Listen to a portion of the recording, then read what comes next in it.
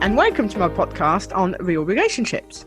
My name is Sophie Passon, and I am a relationship expert, international speaker, and best-selling author of the book Your Other Half. I decided to start this podcast because, in my opinion, relationships are currently not being portrayed as what they really are. Whether you're watching the news or you're on TV, social media even, the perception given to people is wrong. And my aim is to talk about what happens in the real world, talk about real stories, and listen to what real people think, do, or go through, as opposed to creating expectations of something that doesn't exist. I may not agree with everything that is said by my guest, but it is their chance to express their opinions and their stories. And today we are going to talk about dating as a single dad. And we have Mark Bradford with us. Hi, Mark. Hi there. Nice to be here. How are you? I am just lovely. And yourself? Yeah, good, thank you. So can you tell us all a little bit about yourself? Well, sure. I'm self-employed. I've been divorced for a bit. I have 2 kids. I'm sort of an empty nester. My daughter moved out and moved back in to go to college nearby. It's a little bit easier for her. I have a business dealing with technology, but I also do some coaching, and I've written a couple books on the subject. Okay, fair enough. And can you tell us a little bit more about your relationship history? Oh, fun. Absolutely. I was married for about 14 years. And as I tell people, things sort of went downhill and turned into a story that was sort of a 3 martini and popcorn kind of story. And my kids ended up with me full time because of that. So I was juggling my kids and my self-employment and trying to keep them sane. And, then I eventually went out into the dating world and started using dating sites. I actually built my own site, but I mostly used other sites and I put my whole heart into it. My friend told me that. He said, boy, you just keep getting back up on that horse. But I figured it was sort of a numbers thing and you weren't going to meet people unless you went out there. So that's what I did. I went out and I put my best foot forward and I thought I'm just gonna do this and give people a chance. And even if their pictures look a little funky, maybe that was a bad day or the lighting was not so great, or give people a chance because I didn't know. And one of the things my friend had told me was, you don't know what your stock is right now, meaning you don't really know what people think of you because you've been out of the dating life for so long. You have to get out there and see. And he said, you don't realize, you're self-employed, you do this, you have a lot going for you. So you have to get back out there and find that out. And how long have you actually been single for now?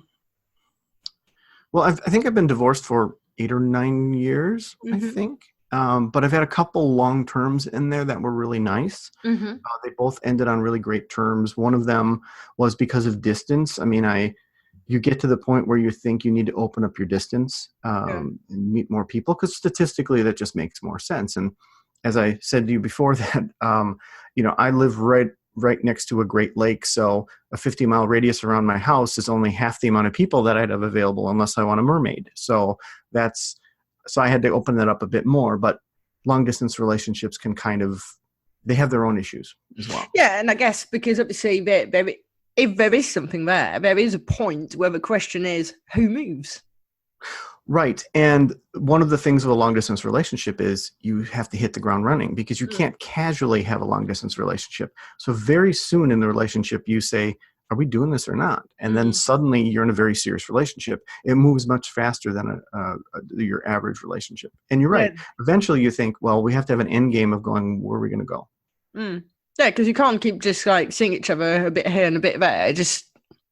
You can't pop over and after I think work. Maybe when you're younger is a different matter, but I think certainly when you go past a certain age, all of a sudden you're very aware that actually time goes faster. Therefore, I need to sort that out quick. Right. And when you have kids, at the time, kids who are 14, 13, that complicates things greatly because you sort of work things backwards where you keep those 2 relationships separate until it's too late. And then you bring them together and go, hey, guess what we have here? So when you have a long distance in there, it even becomes more complicated because the way you typically make those work is you have a lot of sleepovers and bring in a bag, but nobody's going to say, hey, I'll pop over after coffee in 4.5 hours. Yeah. No, completely. And when you were younger, what was your idea of love? let's go real young then on that. I think before I got married 1.5 million years ago, I think my idea of that was just, it wasn't that different. I think it was more of like I would be enamored with somebody in many ways. I'd respect them, and I also would consider themselves sort of like a best friend. And so I think that's what I thought of a long time ago, at least. That's the way I pictured it. And so what are you actually looking for? There's a chunk of what I'm looking for that is open, because I think that's where sanity comes from. I think you can't define everything to the point where you exclude things. Yeah. And I think there's a physical piece of it, but I think that's for everyone. And then there's also, there's that spark that I want to have.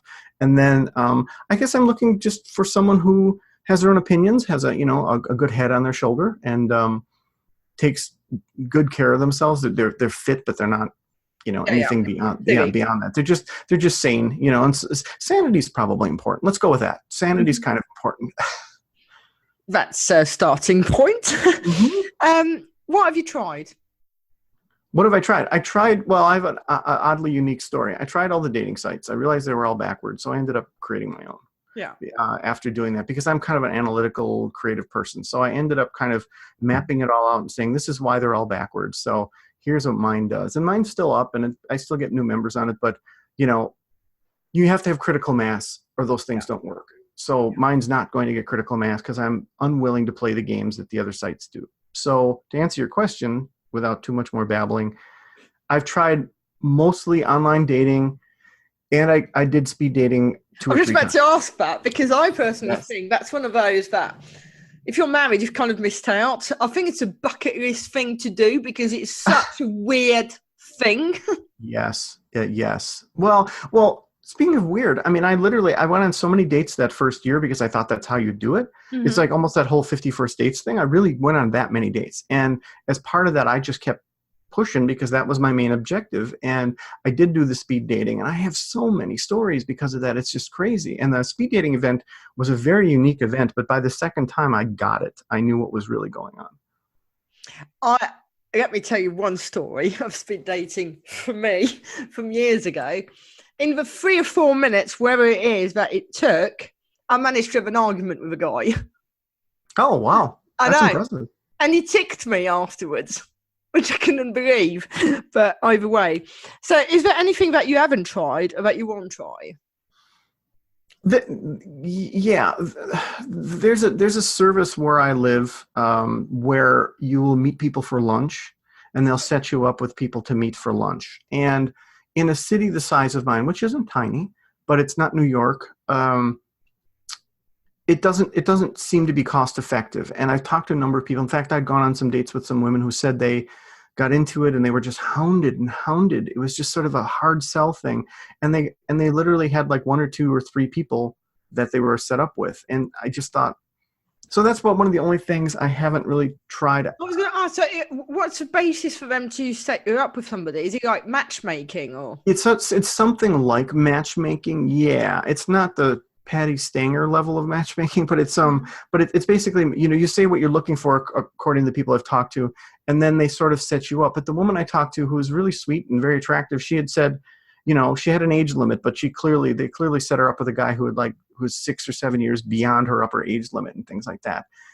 And I think it's because there's not a lot to draw from. I just think that the dating pool and that, I think the people that are the super high quality people are the people who are kind of hiding around the corner that are just too busy to join dating sites and things, which is unfortunate. So let's just put in perspective here for people who are listening. I'm in the UK, which is kind of overpopulated for an island.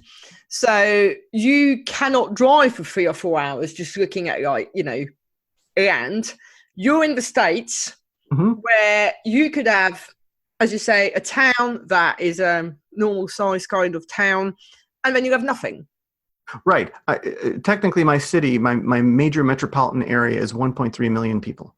My city itself is 633,000. I just happen to know that. And that little city I live in called Greenfield, I think, has something like 40,000 people. But I'm up next to a lake. But you're right. I mean, I could literally drive up north for 4 hours and still be in my same state, 4 or 5 hours. So And you see, I think that a lot of things you've just mentioned distance and stuff. And I think when I was in LA earlier this year, one of the things that was said, there was an advert on the radio, actually. It's not even one of the things that was said. There was an advert on the radio on how people from East LA would not date people from West LA because of the traffic. And it made it impossible to sustain an actual relationship. So it becomes a whole new lot of a different problem and never thought of.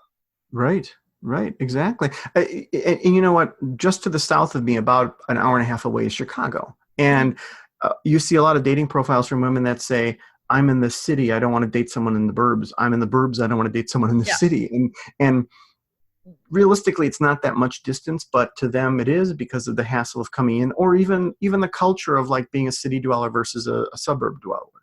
Yeah, no, completely.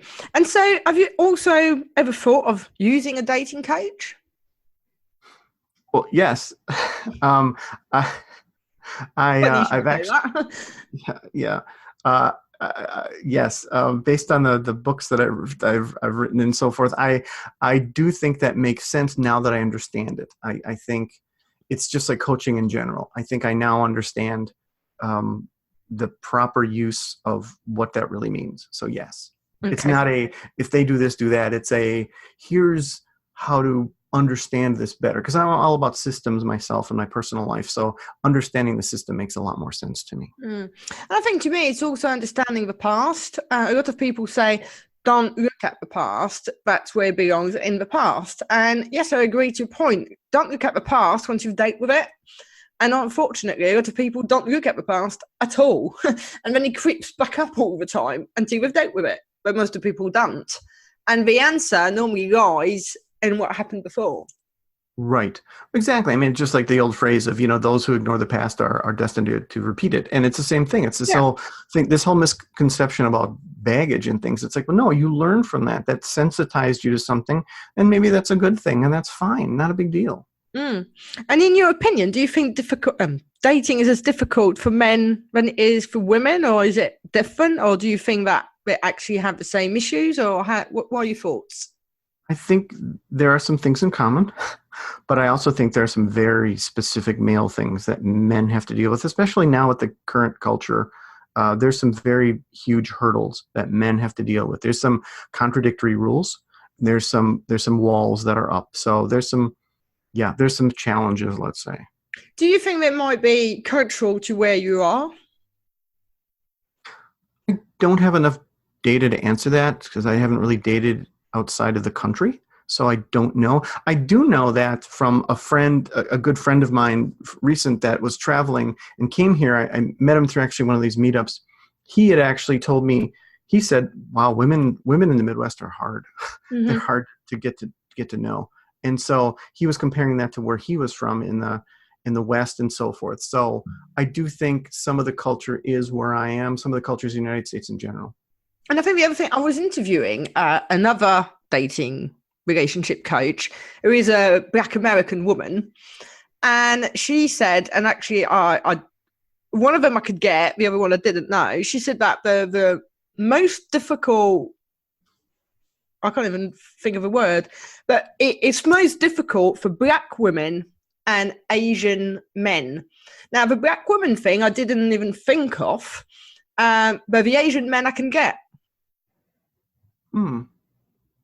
Well, yeah, they definitely have their own challenges. I don't know a lot about Asian culture to speak on that. I do know from some friends of mine that there's some interesting challenges for Black women in general, and also Black men, because they're kind of demonized in a way that also white men are demonized now too. Yeah. So there's a lot of asterisks that come along with, hi, I'm a straight white male and I'm the devil. It's sort of the way it comes across sometimes. But I find it fascinating because when she said that to me, and one of the reasons why I never thought about it is that I didn't realise just how cosmopolitan the UK actually is. Mm-hmm. And I think having been in the States a few times in the last sort of few months, and yeah, now I do get it, but at the time I was like, I didn't even think of that. because it is extremely open here. But anyway, I'm diverting. Do you think it's more difficult to date as a single dad? Yes, I think it's difficult. There's a lot of assumptions that come along with being a male. You know, look at commercials. I mean, look at commercials in general. And even like you can even look at Father's Day commercials versus Mother's Day commercials, because the Mother's Day commercials are moms work so hard and this and this and they deserve this and go off and have some flowers and wine and this and this. And the dads are, well, go fall asleep in your lazy boy. You messed up guy who messes up everything and forgets to pick up your children. And you know, as somebody who raised my kids by myself for 10 years, that's sort of an off, that characterization's off a tiny bit. So you have to deal with all those assumptions when you go on a date. The same thing with, you know, knuckle dragging Cro-Magnon that just wants sex and all that other stuff. You can't possibly be someone with a personality who has perspectives and hopes, dreams, and aspirations and uses multisyllabic words and all that and doesn't like sports. Like in my case, I'm not someone who's interested in sports. So that's a huge amount of talking points I don't have, you know, with other people. So, you know, we hopefully connect on other levels. And what have you learned along the way? Oh, good God. That'll be 4 hours. I've learned quite a bit. I mean, I've learned a lot about how people connect. I've learned a lot about, well, you know, truth be told, that's a whole nother conversation, which we just had, about some other things. But personally, what I've learned is to just relax. And with the speed dating, it was hilarious. And I learned quite a bit. I learned that women travel in packs and that it's the opposite. It's not that the men are always out there being predators. They're actually terrified. Like when men go out on dates and things, they really are afraid. And they really are even afraid to like go out on dates because it's pretty normal for women to actually bring their friend and have them sitting somewhere else watching them, or to report in because something horrible happened. So you feel like you're a bad guy from before you even met the person, you know, and that's a kind of a bad leg to start on when you're sitting down. You kind of want to sit down as an equal, but you don't feel like it because you feel like there's all this stuff that's attached to your persona. And do you think that sometimes it's just because of expectations being too high?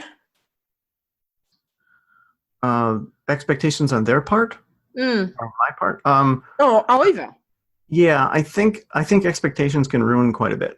I think you kind of have to park those. You have to have certain expectations, obviously, that you're going to meet an intelligent human, hopefully. But I found in dating that men typically fib a bit about their height, women fib a bit about their weight. And it's also interesting that questioning the former is perfectly fine, but questioning the latter isn't. And I saw a video in which they went out in the street and they interviewed all these women, and they said, you know, do you have a certain height requirement? And they all said, yes. Oh, absolutely. Of course, this and this. And they went back to the same women and they said, what do you think about men who have this like weight requirement? And they were all offended. The same people who had that certain, not that I'm a Keebler elf or anything, but, you know, I'm not massively tall, you know, so I've run into that. I mean, I'm literally average height, but I've run into that on dating sites where a lot of women put in a profile, you must be, you know, giant and so forth. So at the same time, I mean, I have met people from dating sites in the past who were allegedly 5'8". I am 5'7", slightly taller with heels, but trust me, there was no way on earth they were remotely 5'8". Right. I mean, one of them could not have been more than 5'3", if I'm honest. Yikes! Well, I run into more than once where I had a date with someone and her picture was easily 10 years old, and easily 50 pounds lighter than she actually was. And it was one of those times where she came in, or I came in, and she went, Mark? And I almost turned behind me and went, oh, no, my name is Roy. You know, I'm here to meet a friend, you know, but I didn't, you know, because I'm dumb, you know. So I sat down with her and I suffered through this date, and you end up having a lot of rules that you build in your head. Like, I don't want to date a disembodied head. So if somebody only has head pictures, I kind of want the full body thing to at least, because in real life, I'm not going to see a head floating by. I'm going to actually see all of them. And that's just the way the spark works. So, you know, that, and, you know, I just want someone to have something to say. I want someone who actually has an opinion, and I'd be thrilled if it's different than mine, because that's where the fun is, you know? No, I get that. Have you got any disaster stories? Oh, good. Yes, I have. Go on, share some. Okay. Let's see. I'll tell you I'll tell you one of the good ones. What are you doing, Julie? which is also from one of my rules came from saying you need to be divorced and you need to have been divorced. And I don't want to be your first train wreck date. I want you to go ruin someone else for a while and then get to know who you are. And then we can meet, that would be great. So before I came up with this brilliant rule, there was somebody that I was on a date with, and we were going back and forth. It was actually OkCupid. And she said, she told me that she was almost completely divorced. Right. And I said, okay, I just don't want your husband showing up with a shotgun and saying, get away from my wife. I didn't want that. And she said, oh, no, we're very amicable and da-da-da. So we met to go for a walk because she seemed very country. She liked outdoorsy sort of stuff. One of her pictures, she was very muddy with like a bow and arrow and stuff like that. So as we get there, a pickup truck shows up and a guy's taking some video like above our heads. And of course, me being the person who needs to come out of his shell, of course, I point to him and say, hey, that guy's taking a video. What is he doing? Because I thought it was kind of rude that this guy's videoing. And she seemed non-phased, and she looked at me and she said, yeah. I said, do you know him? She said, yeah, that's my husband. I'm like, your husband? Because that H word didn't sound right. And she looked at me and she said, well, you knew I was married. And I just felt like I wanted to go take a shower for like a day and a half. After that, I just felt really bad, like I was going to be on an episode of Cheaters. So she went and she tried to go talk to the guy. He drove off, came back, rolled down his window. He looked like he hadn't slept in like 3 days. I knew that I knew her so little that maybe she was the bad guy, that maybe she wasn't telling me the whole story. She talks to him. And apparently he says, what are you doing, Julie? and he says, hey, are you Ted Ferguson or some name? And I went, no. And he said, are you da-da-da? And I said, no. And he said, what's your name? And I thought, yeah, I'm not telling you that. And he said, all right, did you meet her on a dating site? And I said, yes, I did. Because that was the truth. And so as it turned out, she went and talked to him. She came back to me. And I said, well, I'm having a really weird time here. I said, I think that concludes our business. I think I'm good. And I drove away and I looked in my rear mirror the whole time. So that was one of them. I'm going to say that's pretty up there with one of the worst I've heard. Yeah, I probably have about 4 others that are equal to that. Oh, okay, go on. Give us at least another one. Okay. There's also the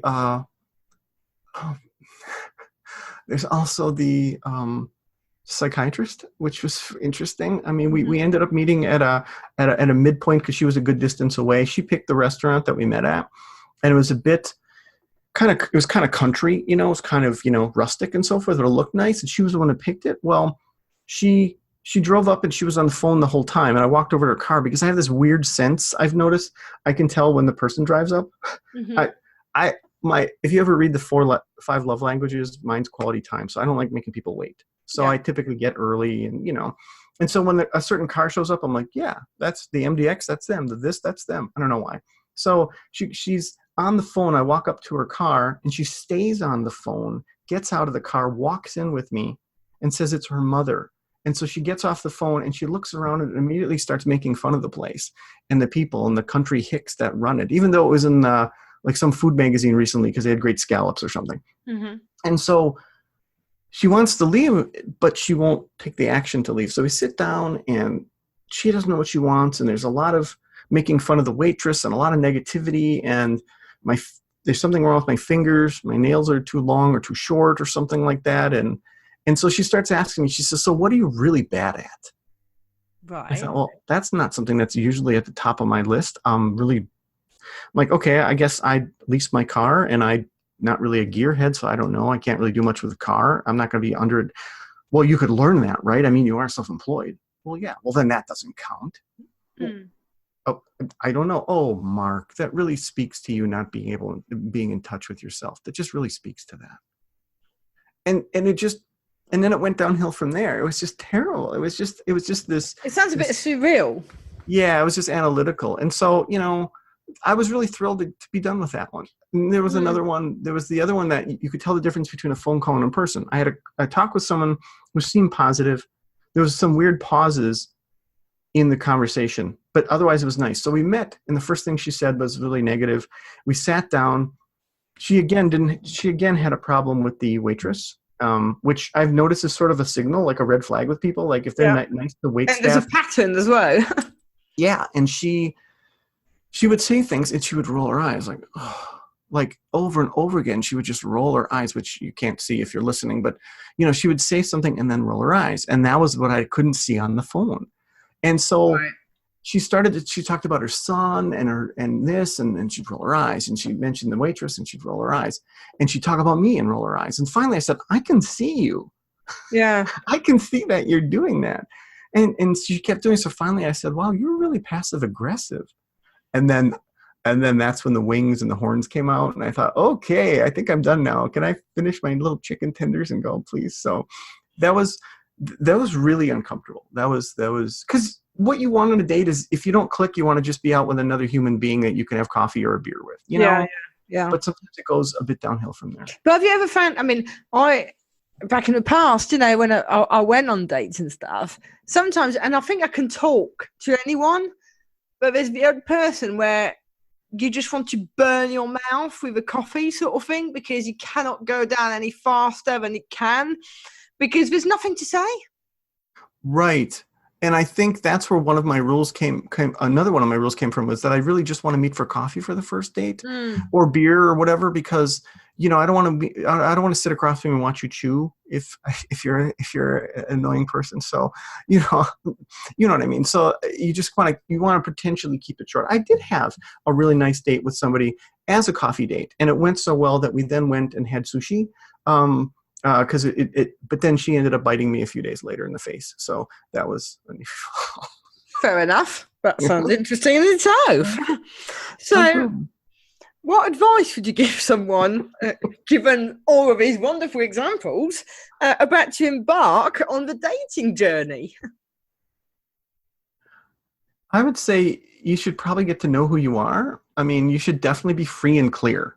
None of this, I'm sort of dating someone. None of this, I just got a divorce, or we're going to file next month for tax reasons, which I was told after a date. And I think, in the context of how we're even talking here, I think having someone help you isn't such a terrible idea. Yeah, I think that for me, one of the things is a lot of people just want to have someone, and they don't necessarily deal with what they need to deal with. And unfortunately, they're not actually ready. And I think that you owe it to yourself and anyone else to be honest and say, actually, I'm not over that person yet, and I need time.